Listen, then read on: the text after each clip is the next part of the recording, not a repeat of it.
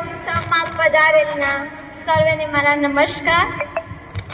કે આજે હું જે વિષય પર વક્તવ્ય આપવા જઈ રહી છું એ એક એવો વિષય છે કે જેના વિશે હું જેટલું બોલું એટલું ઓછું છે, કે જેને હજારો વર્ષોથી માનવજાતને ઊંચાઈ આપી, દિશા આપી અને જીવન જીવવાનો સાચો રસ્તો આપ્યો, કે જે આપણો મિત્ર છે, આપણો માર્ગદર્શક છે અને સાથે સાથે આપણો ગુરુ પણ છે, અને તે છે મિત્રો પુસ્તક.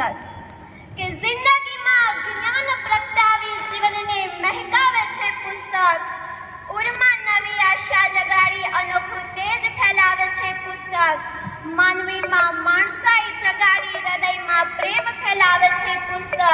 જ્ઞાનથી ભરેલો અમૂલ્ય ખજાનો લૂંટાવી અજ્ઞાનતાની બીમારીને દૂર કરે છે પુસ્તક. મિત્રો, આપણે સૌ જાણીએ છીએ કે પુસ્તકો એ આપણા જીવન માટે કેટલા મહત્વના છે. કે વેરાના રણમાં, દરિયામાં, પહાડોમાં, ગુફાઓમાં, જેલની કોટડીમાં માણસને જો એકાદ સારું પુસ્તક મળી જાય તો જાણે નવી દુનિયા મળી જાય છે. એવો જાદુઈ દીવો છે પુસ્તક. એટલે તો લોકમાન્ય તિલકે કહ્યું હતું કે હું નરકમાં પણ ઉત્તમ પુસ્તકોનું સ્વાગત કરીશ, કારણ કે તેમનામાં એવી શક્તિ છે કે એ જ્યાં હશે ત્યાં આપોઆપ સ્વર્ગનું નિર્માણ થશે. મનુષ્યના સંસ્કાર, સ્વભાવ અને શિક્ષણના ઘડતરમાં મા બાપ અને ગુરુ પછી સૌથી મોટો પ્રભાવ હોય તો તે પુસ્તકોનો છે. પુસ્તકો થકી આપણું જીવન ઉત્તમ બને છે, સારા સંસ્કારોનું સિંચન થાય છે અને સારા ગુણોનો વિકાસ થઈ આપણા આદર્શોને ઉચ્ચ બનાવે છે.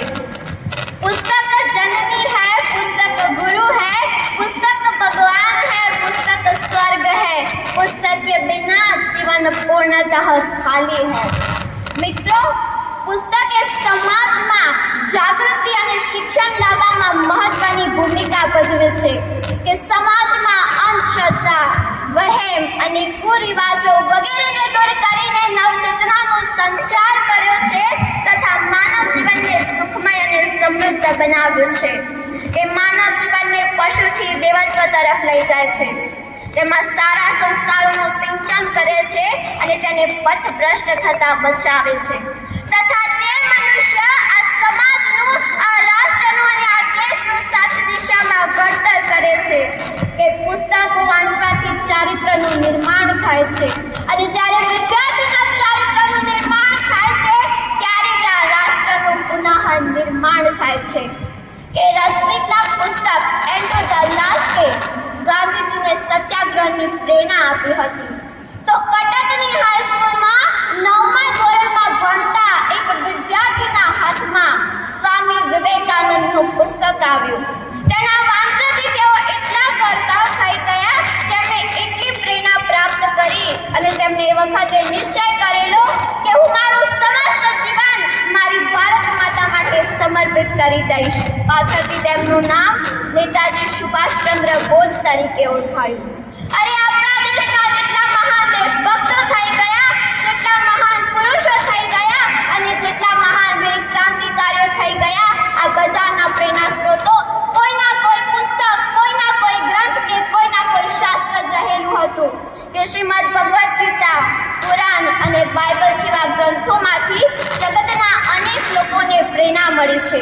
તથા મહાભારત અને રામાયણ જેવા ગ્રંથોએ આપણી ભારતીય સંસ્કૃતિ ટકાવી રાખવામાં મહત્વની ભૂમિકા ભજવી છે. જો આજના નવયુવા ધનને સાચી દિશામાં શિક્ષણ આપવું હોય, તેમનામાં બહાદુરી, પ્રેમ, ક્ષમા અને શૌર્ય જેવા મહાન ગુણોનો વિકાસ કરવો હોય અને આપણી સંસ્કૃતિને જાળવી રાખવી હોય તો તેનો માત્ર એક જ આધાર છે, અને તે છે મિત્રો આપણા પુસ્તકો. પરંતુ આજે ખૂબ દુઃખ સાથે મારે કહેવું પડે છે કે આજના મોબાઈલ અને ટેલિવિઝનના જમાનામાં પુસ્તકોનું મહત્વ ઘટી ગયું છે અને મોબાઈલ ચાહકોનું પ્રમાણ વધી ગયું છે. આજે બધા જ પુસ્તકો હારીને કોઈ ટેબલના ખૂણામાં પડ્યા છે, જ્યારે આ આંખો અને આંગળીઓ મોબાઈલમાં વ્યસ્ત થઈ ગઈ છે. અને અંતમાં હું એટલું જ કહીશ કે જીવનમાં સારા પુસ્તકો વાંચવાનો એક શોખ તો રાખવો જ જોઈએ. ભલે એક કે બે બગાડો, પરંતુ સારા પુસ્તકોના વાંચન પાછળ સમય કાઢવો જ જોઈએ. કે સારા પુસ્તકોનું વાંચન એક એવી પૂજા છે જે માનવ મનમાં જ્ઞાનના દીવા પ્રગટાવે છે. જે લોકો